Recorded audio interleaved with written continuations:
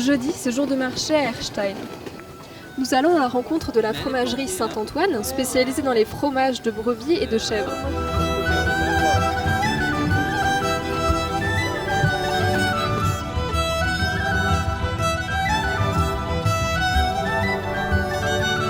Changement de décor aujourd'hui, nous sommes à la bergerie Saint-Antoine, c'est l'heure de la traite.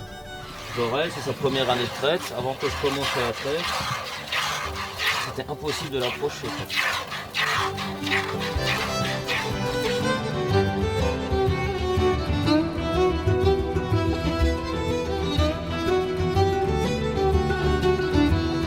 Je suis berger sur Aubernais depuis 8 ans.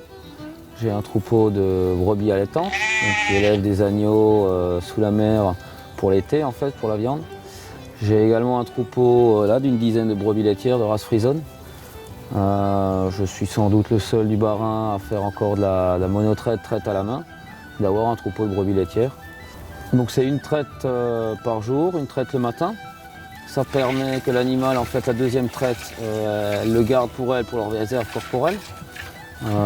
Ça évite la surproduction. Et puis le lait le matin est de meilleure qualité que celle du soir. Et également du temps pour nous parce qu'on veut quand même notre vie à nous, quoi. On a assez de travail et puis ça permet d'avoir du temps et du confort pour tout le monde.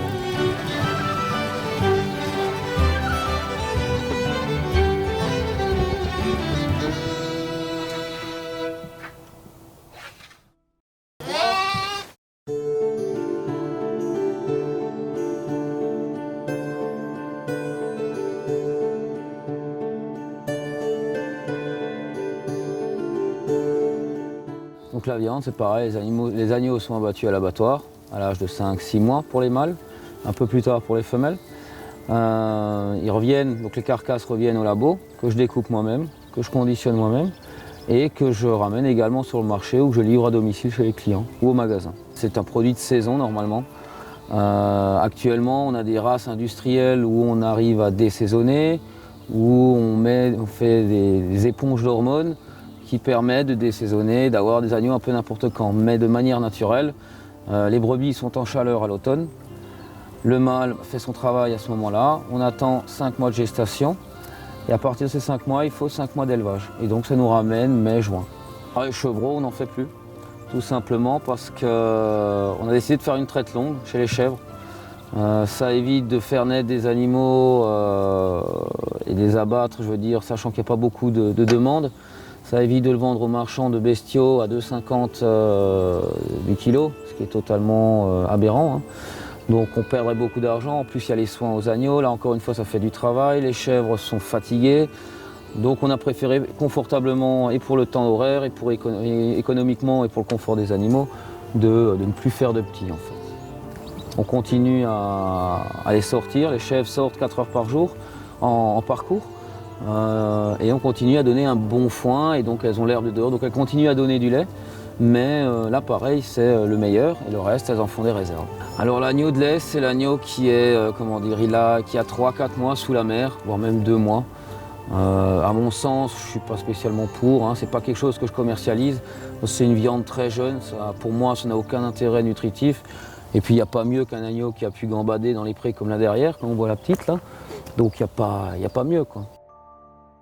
Donc les brebis race à viande sont toute l'année dehors en prairie, hein, sont sur de l'herbe, hein. On complémente avec un peu de foin si jamais ça manque un peu l'herbe. Le troupeau laitier donc, passe la journée sur les prairies à nettoyer, là en l'occurrence sur la piste verte pour nettoyer les talus. Et le soir elles sont rentrées, donc elles ont du maïs, le strict minimum, et de la drèche à volonté, la drèche de brasserie que je récupère chez des micro-brasseurs, bio ou pas bio. C'est un produit de lactogène qui permet de produire, et ça me permet d'éviter d'acheter des granulés avec du soja OGM brésilien par exemple. Donc quelque chose de quand même plus propre pour l'alimentation et des animaux et pour le produit final pour les clients, quoi.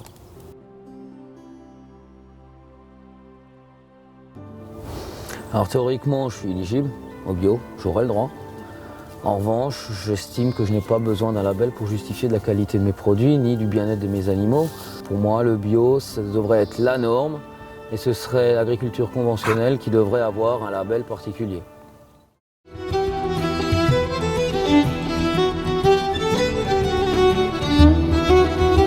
C'est l'ambiance de la maison.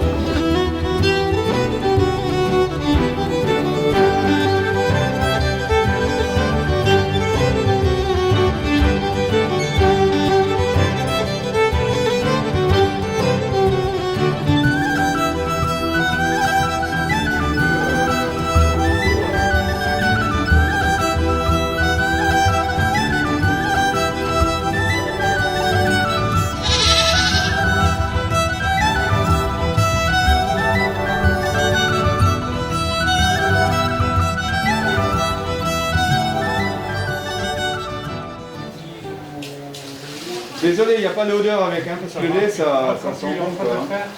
Ah oui, ça c'est bien. Oui, oui.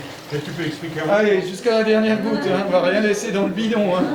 Donc là-dedans, on a le cahier de lait de chèvre. Donc ce sont les 2 traites précédentes. On a incorporé notre levain avec la présure, parce qu'on fait notre propre levain pour augmenter la protection microbienne et garder toujours le même produit. Alors la présure, c'est à part. Le levain, on part sur du lait, 1 litre de lait normal, 1 litre de lait de chez nous, et on y incorpore les différents mycéliums, on incorpore le DHR, donc une levure. Et en fait, on laisse travailler tout ça. Comme un boulanger va laisser travailler son levain, et ben on fait la même chose. Et le levain représente 2% de la quantité globale. Et on le mélange au lait frais. Et ensuite, on met la présure.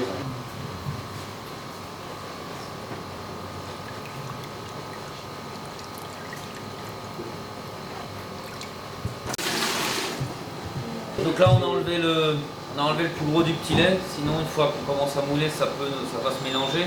Ça va faire comme une sorte de soupe. Hein. Le fait d'enlever le petit lait, ça me permet à ce moment-là d'être plus précis en fait, dans le dosage de mes fromages.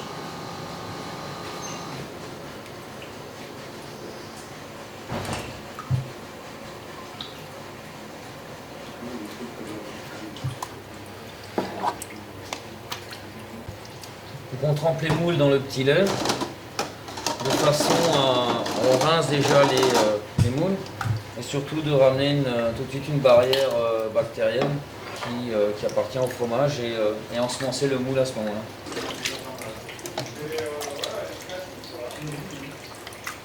On produit, les chèvres nous produisent 40 litres à peu près, tous les 2 jours, donc une vingtaine de litres par jour. Et ça nous ramène entre 65 et 70 fromages par jour. Sur les différents types de fromages, on part justement sur ces fromages frais, pour commencer au lait cru. On les laisse 48 heures égoutter. À partir de là, au bout d'une semaine, en fait, on commence à les mettre à 12 degrés en affinage. Et ça reste un produit vivant qui va évoluer. Donc il va commencer à crémer au bout de 15 jours. Et au bout de 3 semaines, il va devenir crémeux et coulant. C'est déjà un 3e produit à ce moment-là. Et au bout d'un mois, ce qui n'a pas été vendu effectivement sur les marchés, on les fait sécher. Une fois que toute l'humidité est partie, on les laisse de nouveau à 3 degrés et le fromage continue à sécher. Donc là, on se retrouve avec des crottins secs ou mi-secs.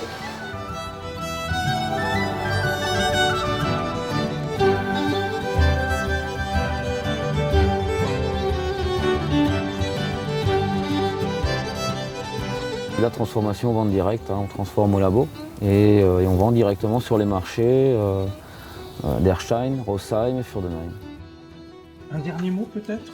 Vous voyez qu'une petite exploitation peut très bien fonctionner et proposer des produits d'excellente qualité.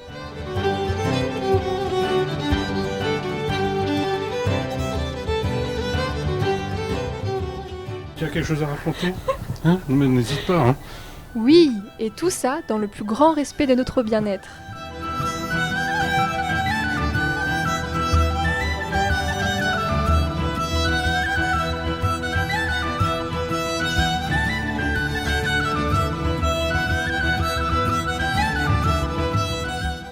Le Erstein Télé est toujours au centre de l'action, c'est pas toujours évident.